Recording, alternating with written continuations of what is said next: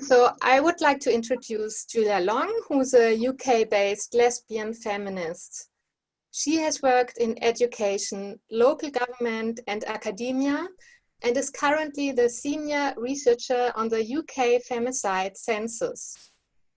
She has written a book on feminist anti-pornography activism, and she organized the first ever conference on transgenderism from a radical feminist perspective, which was in London 2016. She believes in speaking the truth and whenever possible, singing it too, in spite of what she thinks is her terrible singing voice, although I don't think this is true. It is true. Okay, should I start? Mm-hmm. Okay, thank you. Thank you very much, Stephanie, and all the organisers, and thank you everybody for inviting me to be part of this. And I apologise that I can't talk to you in German, so thank you for the translation. So I think it's very important. Sorry, I've got a dog. I'm just going to send this dog out of the room. Sorry. Tipper, come out here. And can you get the dogs? Come on. Quick, because I really apologise. They were quiet, and now she's just started when I've started speaking. So I think it's really crucial that we understand what transgenderism is, and in order to understand it, we have to use clear language that illuminates what it is rather than obscures what it is. So transgenderism is a war against women. It's a very serious attack on women's rights, on women's spaces, women's language. It involves the mutilation and destruction of women's bodies, particularly the bodies of young lesbians and children who have been constructed as transgender children. And it also involves the elimination of women's presence and women's voices from the public domain. I'll just wait for the translation. I don't know in Germany what stage you are in terms of understanding how serious this is and understanding the harms of transgenderism. But just a few recent examples from the United Kingdom. One, there was a news article today that reported that a police officer, a serving police officer with 16 years experience, a female police officer, has been told by a number of police forces that her gender critical views, her views that you can't change sex, would be a barrier to her employment as a police officer in those forces. That's one specific example, but that is happening across many, many areas of employment, and it will continue to happen across many areas of employment and public life. Another example was that a woman working for a company was told that she couldn't advertise a fundraiser for a charity, it was a charity for ovarian cancer, and she was told that she could not advertise a fundraiser for that charity at work because the charity was not inclusive, because it was specifically for females, for women, in terms of the condition of ovarian cancer. So therefore, we're seeing very concrete impacts of the ideology of transgenderism on women's lives. So potentially charities which support women having reduced funding because of transgenderism. So that's another example. There are so many examples. These are two very specific ones. But I think we can encapsulate this, the devastating damage that this ideology will do and is doing on women by the simple phrase, fuck TERFs. I imagine you're familiar with this phrase of fuck TERFs, because actually this is the aggression and violent language that we see from transgender activists. We don't usually see that kind of crude, violent language from our politicians, from our institutions, from our institutions and employers. But actually, the impact of transgenderism is fuck TERFs. And at some point, every woman will be a TERF or will be perceived as a TERF, because you only have to resist a tiny little bit in order to be perceived as a TERF.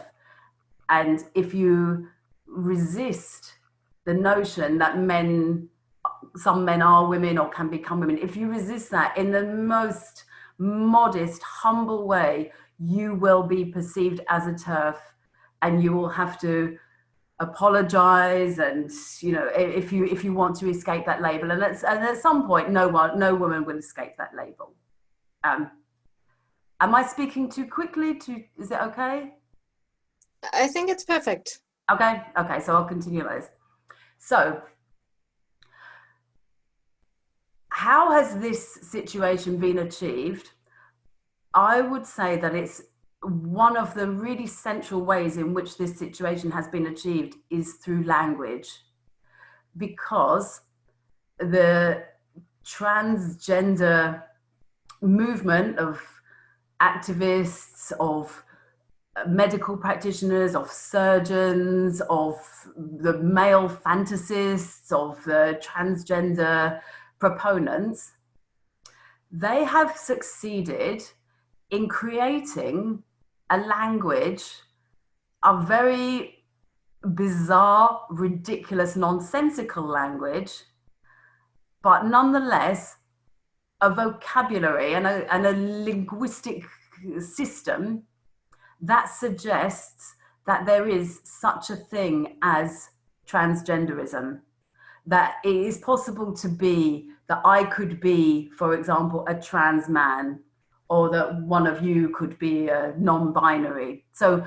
we have this vocabulary that has now become, in a very, very short space of time, has become not just established, but thoroughly, increasingly normalized, and also increasingly supported by the full weight of the law and the state. So for them, it's a kind of a linguistic triumph that they have succeeded in bringing in these words and having the support of the state behind them in many cases, even though none of these terms stand up to even the slightest scrutiny, because they are all based on fictitious concepts. The notion of gender identity, for example, or the notion that you can be born in the wrong body, or the notion that you can change from one sex to another. All of these things are ridiculously easy to disprove, but nonetheless, through language and through the articulation and the images that accompany this language, they've now achieved the status of reality. So it becomes an interesting paradox that if I assert my identity or that I assert that I am a woman, that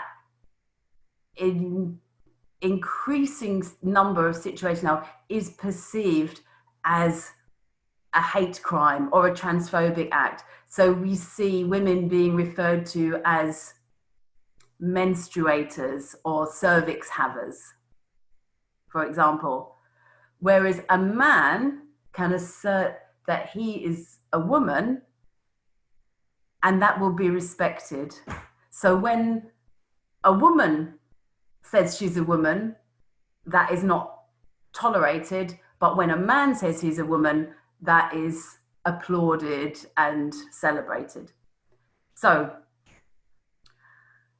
through language, we now have a whole set of nonsense concepts that have achieved the status of reality. For example, trans woman, trans man, non-binary, the transgender child, or transgender rights. So all of this language is becoming increasingly normalized. Transphobia, of course, is another one. And so I think as women who are experiencing this attack, we need to be very, very clear about the language that we use. Because if we speak the language of transgenderism, what we do is to reinforce these concepts, even if we are critical of them. If I join a debate that is framed as a debate about transgender rights, if I don't challenge that concept in a fundamental way right at the beginning, my participation in that debate suggests that I endorse that notion of transgenderism and transgender rights. And that's something that I see in the United Kingdom, where we have a very active, mobilized movement of women in different groups challenging transgender ideology. But I think it remains a very serious problem that many of those groups continue to speak the language of transgenderism and therefore actually perpetuate the very ideology which they are trying to challenge. So I see spokeswomen for some groups in the UK beginning, if they're on a TV or radio interview, before they say anything about women's rights, they begin by saying, we support transgender rights and we are not transphobic. Therefore, endorsing and supporting the very concepts which they should be challenging. And this is why I really wanted to participate in this webinar, because I think it's a very serious mistake, and I hope that in Germany you will not make the same mistakes. Because I think as feminists, I hope everybody listening, attending considers themselves a feminist, maybe a radical feminist. As feminists, we understand the importance of resisting patriarchal language. And we understand that language can either illuminate a subject or it can obscure the reality of it. And I think the way in which we illuminate the subject is to use very clear, direct language which names the reality that we perceive. So I'll give an example. I'll just check the time. So I'll give an example. If I'm involved in a discussion, I could refer to the same individual in one of two ways. I could refer to this individual, for example, as a trans woman. I could use that term that a lot of people are using. If I use this term trans woman, I am saying that that individual is a type of woman there's an adjective that comes before. So the adjective is suggesting that that woman is part of the subgroup of women,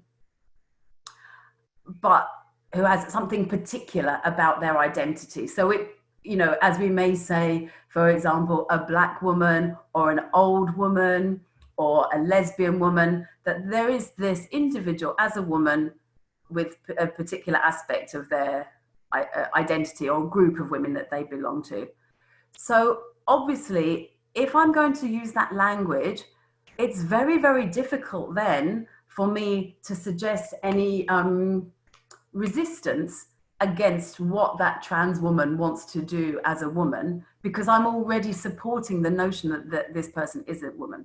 But this is why I think we need to use very simple but very clear language that names men as men, which is always a central part of feminist understanding, that we see where the men are and what they are doing in the world and who they are doing it to.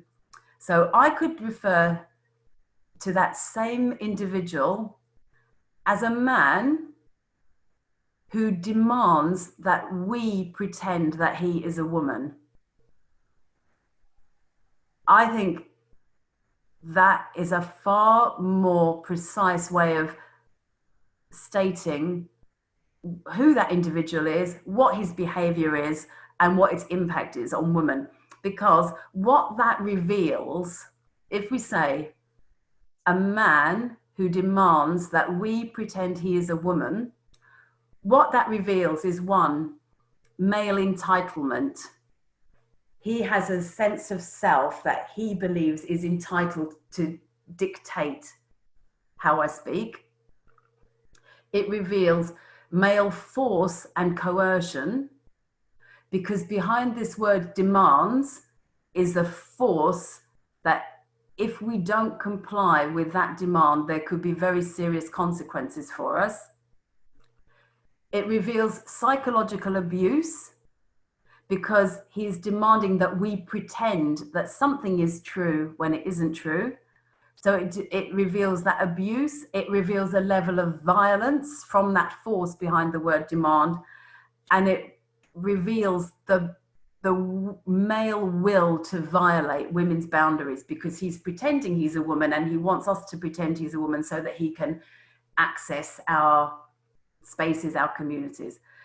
So that's why I think it's really crucial that we name what is happening in a very clear and direct way, because otherwise all the things that we understand to be features of patriarchy, male entitlement, male aggression, male violence, is masked, is obscured by the transgender vocabulary. I probably maybe just have a minute or two. It might be interesting to talk about this in the Q&A, but I think the reason why it is so clear that that it's so important that we use clear language is not just for those we are communicating with, but also for ourselves. I can only understand the reality of my own perception if I am not speaking the language of my oppressor.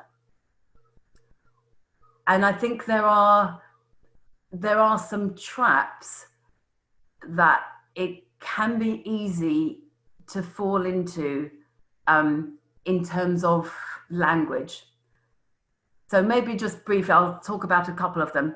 One is this idea of good trans and bad trans.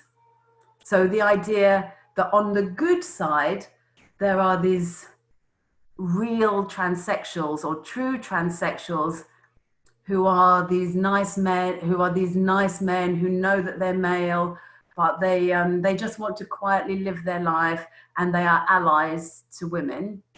And on the other side, there are these bad trans activists who are extreme and violent.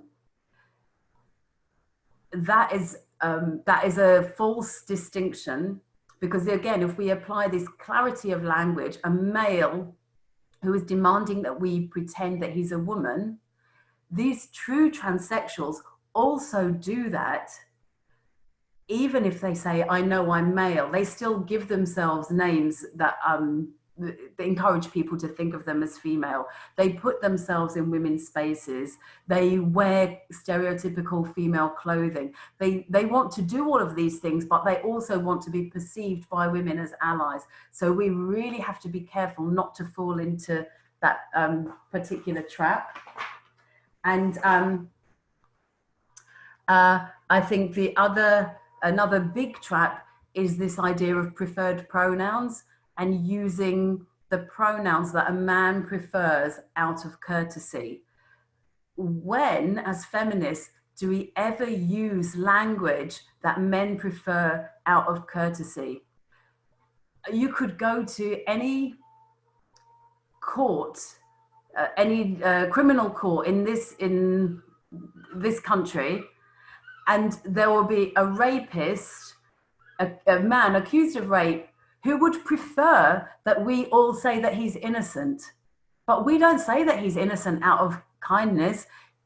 If we understand him to be guilty, we name him as guilty. So there's nothing about kindness or courtesy. It's about submission.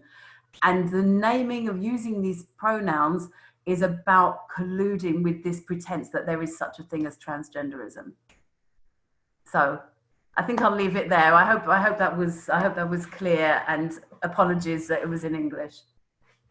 Thank you so much. It was so good to hear these really clear words, especially in German, in the context of Germany. We really need more of this here. So we have a couple of questions from women, and I just read the first question. It's, why do you think people who usually see themselves as people of science and usually pretty firmly anti-religion fall for this so easily, although it is essentially not more than a belief system? It's such a good question. I think, I know it's staggering, isn't it? It's unbelievable, but at the same time, it's thoroughly believable, because the language of male domination reflects male power. And I think it was Catherine McKinnon who said, a good indicator of power is if you can say any nonsense and have it believed, have it perceived as authoritative. And it's a good indication of powerlessness, lack of power, if you can present all the best arguments, you can show all the evidence, you can create a compelling case, but still not have it believed. And over again, we see that happening in women's lives. For example, I gave an example of a rape case.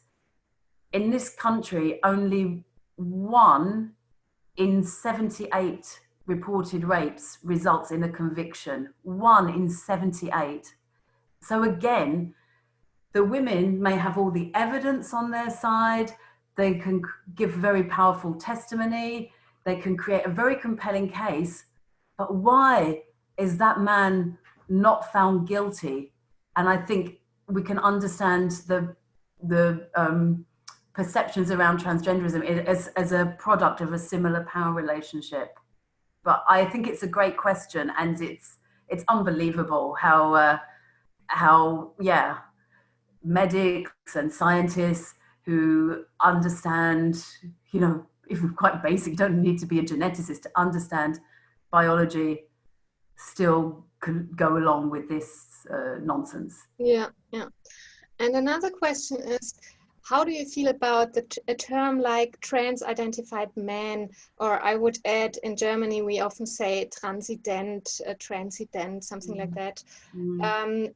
So in German this would be translated to ein sich als trans identifizierender Mann. I think that kind of term falls into the trap that I was talking about right at the beginning. It supports the notion that there is this thing called trans, which someone can identify with, or, you know, and it obscures the reality that there is no such thing as trans. It exists as an ideology. It doesn't exist as a material reality. So it obscures that, and it obscures the crucial thing, which is a man who is pretending that he's a woman and demanding that we pretend. As soon as we use this language of trans, we are perpetuating the notion that is ultimately, we are testifying, we are using the oppressor's language against ourselves. So I really hope that that is something that is a lesson that is learned maybe quicker in Germany than in the UK, because it's very unhelpful. Sooner or later, you need to abandon it. Yeah. So another woman asked how exactly, I think she refers to your point that you use clear language and call a man a man. So she asked, how exactly do you proceed in the discussion? She would love another, or she says she would love another example, and what kind of reactions do you get when you speak the truth? Sorry, what was the first part? How do you proceed? Yeah, let's just say the last part, because we still have other questions. So what kind of reactions do you get when you speak this truth in relation to language? Yeah, I suppose you get different reactions from different individuals. It's seen as this most terrible form of transphobia by the trans lobby. Simply to name a man and say he, that is seen as you're going to cause his death. You know, it's this terrible thing. So I think the fact that it is perceived as such a terrible thing is telling us this is why it's important that we use it.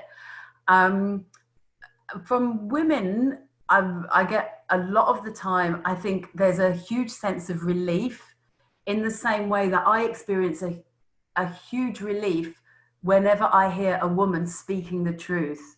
Whenever I hear a woman speaking the truth plainly, it's such a relief. And so there's that.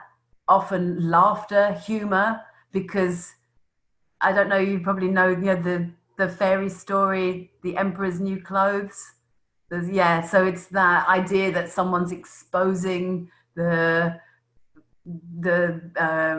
fake nature of it. But interestingly, within this so-called gender critical movement in the UK, I've also experienced a lot of resistance from those women who don't necessarily have a very feminist perspective, and who think we have to be nice, and in order to persuade people, persuade politicians, or persuade, I don't know, people listening or people in the media, we have to be very careful and very polite. They often don't like when I or other women use this direct language. I think it's because it exposes that they are using fake concepts as well. But there's quite a strong strong tendency among some of the groups here to be very obedient and careful. I think that's a big mistake. I like what Mary Daly's idea, sin big, because you'll be punished even if you're a little itty bitty feminist. You'll be punished in the same way if you're a big, loud, fearless feminist. So be a fearless feminist from the beginning. Thank you. That is so good to hear. Just a very last question. Maybe you can just shortly answer on this one, because we should stick on the time. How do you explain that men want to be seen as women, or some men want to be seen as women? Do you refer to this as a sexual, I mean, I understood you don't think it's a sexual disorder, but how do you explain this? How do I explain it? Well, I think Sheila Jeffries is very, she's very knowledgeable about this, about the whole autogynephilia, sexual fetishism. She's far more knowledgeable than I am, but I think it's very likely that for a lot of the men, it's part of a sexual fetish, and when men create a demand around what they want in terms of their sexual fantasies, they usually get it. They have a global pornography industry, they've got global prostitution, so they've now also got transgenderism. So I think she's absolutely right about that. But also there are, I think it's not such a, it's a more of a minority, but also gay men who can't bear the thought of being gay, who then prefer to perceive themselves as women. So I think there's that. But to me, even if we don't understand it, we can recognize it as male entitlement. We look around, we see patriarchy as male entitlement and male violation of women's bodies and women's spaces. It's completely consistent with that.